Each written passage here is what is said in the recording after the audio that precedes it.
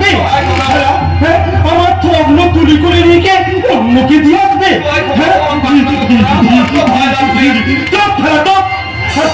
রেহাই নাই খেলা খাতো তোকে একদম গলা দিবে না, একদম মেরে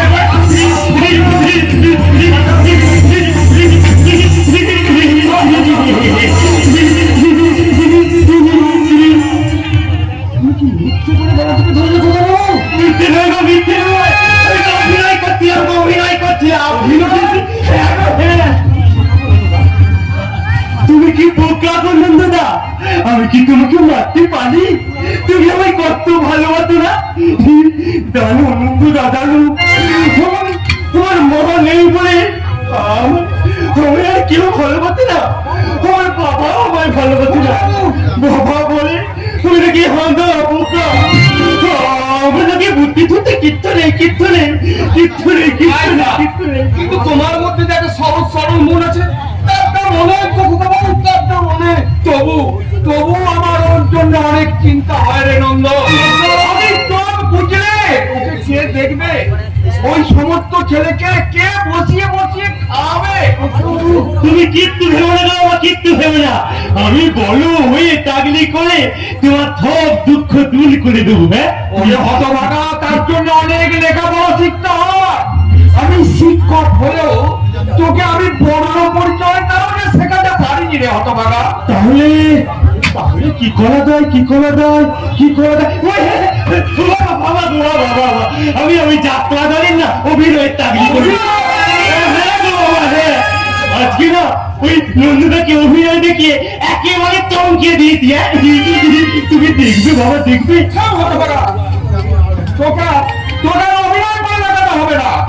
দেখুই না বাবা, দেখুই না কাল যাত্রাতে একটা পাগলা কেমন করে তার মা বাবাকে বুঝো করছিল, আমিও তেমন করে। কি হলো দাদা, থামলে কেন? দেখাও দেখাও যে কেমন তোর মা বাবা বুঝো করছিল, তুই দেখাও। কেমন করে দেখো বলে ভাই, কেমন করে দেখাবো? আমাদের যে মা নেই। মা নেই তো কি হয়েছে? আমাদের তো বাবা আছে। বাবা বাবা তো মায়ের মতো আদর করে না। তুমি কি বলছো? তুমি বলো না দাদা, তুমি বলো। মায়ের অভাব কি পূর্ণ করা যায়? যায় না, যায় না, যায় না, যায় না। যার মা নেই তার মতো দুঃখী আর কেউ নেই গো বাবা, তার মতো দুঃখী আর কেউ নেই। মায়ের জন্য তুই কাঁদছিস খোকা? কাঁদিনি তো বাবা, কাঁদিনি তো। আমি শুধু ভগবানকে দেখে দেখে বলছি, ওগো ঠাকুর, এই দেবতাদের মাঝে আমার মতো একটা গাধাকে কেন পাঠিত ঠাকুর, কেন পাঠিত? আমাকে আমার মায়ের কাছে টেনে নাও না ঠাকুর, আমাকে আমার মায়ের কাছে টেনে নাও, আমাকে আমার মায়ের কাছে টেনে নাও।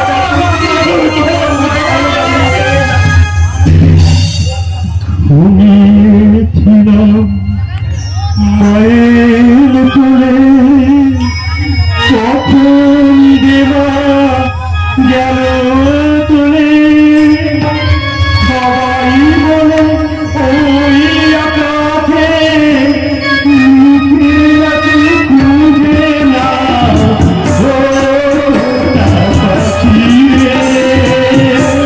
শিকল খুলে উড়িয়ে দেব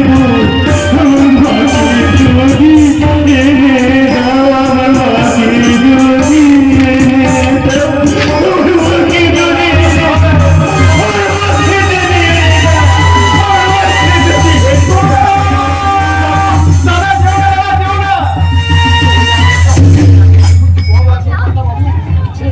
ছেলেটার মধ্যে কিন্তু বুদ্ধি শুদ্ধি কম আছে কর্তাবাবু, কিন্তু এই বুকটার মাঝে প্রচুর অভিমত হয়ে পড়ে আছে।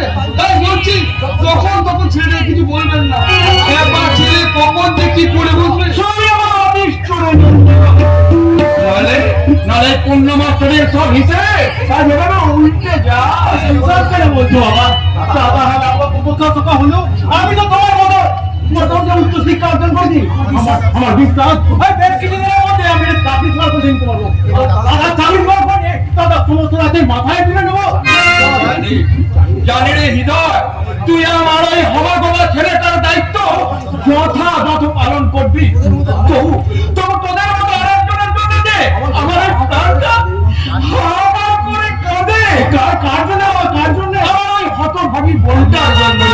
আপনি কি ঝলনা দিদির কথা বলছেন কর্তাবাবু? হ্যাঁ রে বাবা, হ্যাঁ। যাকে আমি নিজের সন্তানের মতো মানুষ করলাম, সে কিনা আমার বংশের মুখে কালিমা লেপন করে আমার মান সম্মান ধুলোয় মিশিয়ে দিয়ে বাবা! অজানা অজানা লোকের সঙ্গে বাবা!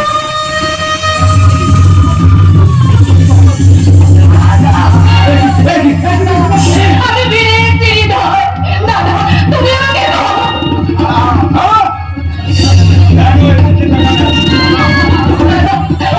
আমি দূর হয়ে যা আমার সামনে থেকে। বাবা, ঝলনা দিদিকে আপনি ওই ঠাউরন্দ যেদিন থেকে ও আমাদের সমস্ত সম্পর্ক শেষ করে এই বাড়ি থেকে চলে গেছে, সেই দিন থেকে আমাদের দরজার চিরতরে বন্ধ। দাদা, তুমি আমাকে এতক্ষণ শাস্তি দিও না দাদা। তোমাদের অবাধ্য হয়ে ওই মালিককে পালিয়ে গিয়ে বিয়ে করে আমি হয়তো মহা ভুল করেছিলাম, কিন্তু দাদা আমার সেই মহা প্রায়শ্চিত্ত শুরু হয়ে গেছে দাদা। আমার স্বামী বলেছি তোমার স্বামী কেমন আছেন বিষ্ণুমশাই? তিনি এখন কোথায়? দেখবি বাবা? হ্যাঁ, দেখবো দেখবো। ওই ওই দেখ।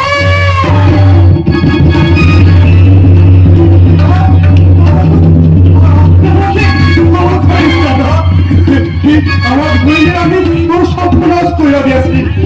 আমি মাফ করেন দাদা। তোমার কি হচ্ছে মানে? ওর পাঁচটা ঘন্টা হয়েছে। এই অবস্থায় তুই যদি আমাদের আশ্রয় না দাও, তাহলে আমরা হয়তো না খেতে পেরে মরে যাবো দাদা দাদা গো, আপনার সবাই আমার চৌরভ, আমাকে দিতে পারবেন না, আমাকে দিতে হবে না। আমি ছোট একটু আশ্রয় দেন দাদা, একটু আশ্রয় দেন। আমি কোথায় যাবে মানে? আমাদের জীবন যন্ত্রণা জোড়াইতে আমি বললাম তুমি ছাড়ছি না। বাবা, না গো না। হ্যাঁ, তুমি এমন কথা বলো না। যদি মরতে হয়, আমরা দুজনে একসাথে মরবো। আমি বেঁচে থাকতে এত নিষ্ঠুর ভাবনাগুলো তোদের আসে কি করে রে হতভাগী? দাদা, বাবা, তুমি ওদের আশ্রয় দেবো? দেব রে হৃদয় দেব। দাদা আবেজের কাছে আজ আমার অভিমান হেরে গেছে দাদা, তাই তো আমি মান অভিমান সব দূরে সরিয়ে রেখে, ওদের সুখ দুঃখ সব দূরে সরিয়ে রেখে ওদের শুধু আত্মাই দেব না। তবে দাদা, দাদা, আমি ওদের সমস্ত দায়িত্ব নিজের মাথায় তুলে নেব। তুই মানিককে নিয়ে ভিতরে যা, চলো না। আর রন্ত তুই আর আমি মানিকের জন্য ডাক্তার আনতে চললাম। দাদা, মানুষ না চলে না দাদা, আসুনি আমার পুনর্জন্ম দিয়া গেলেন। ওসব কথা থাকবে সংসার, আপনার মনে ভীষণ কষ্ট হচ্ছে তাই না? একটু একটু আসুন আসুন, একটু ভেতরে বিশ্রাম নেবেন, আসুন ভেতরে বিশ্রাম নেবেন, আসুন। বাবুকে নিয়ে চলো দিন, তুমি কর্তা ঘরে বসো, আমি তোমাদের খাবারের ব্যবস্থা করি।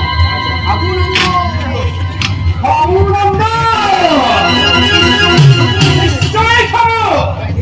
পেটে যে সারা ছুটে দৌড় মারছে, না খাইলে বাঁচুন কেউ নেই। মূর্তি যেমন নেই না, বাঁচার মতোই বাঁচি। কি করে চলে না?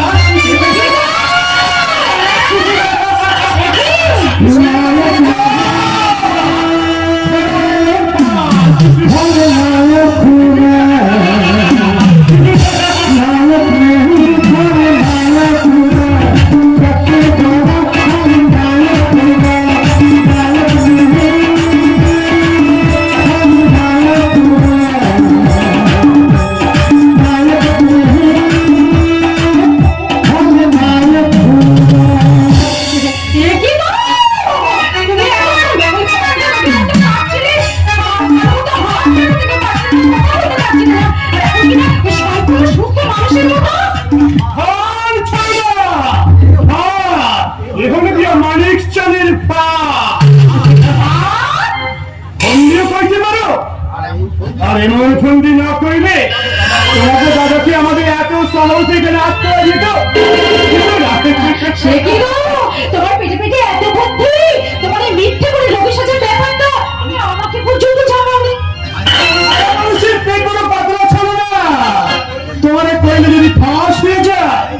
সেই জন্যই তোমাকে কইনি।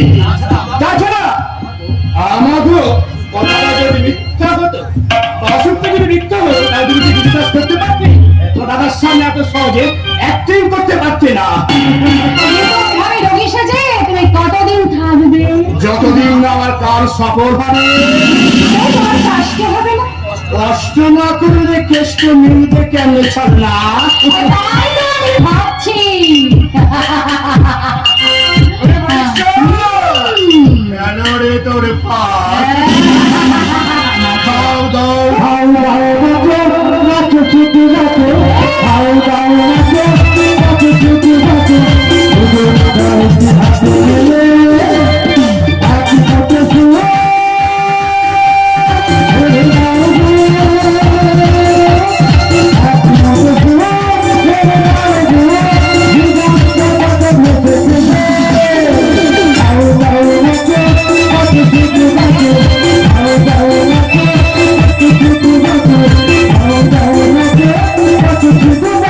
আর আমি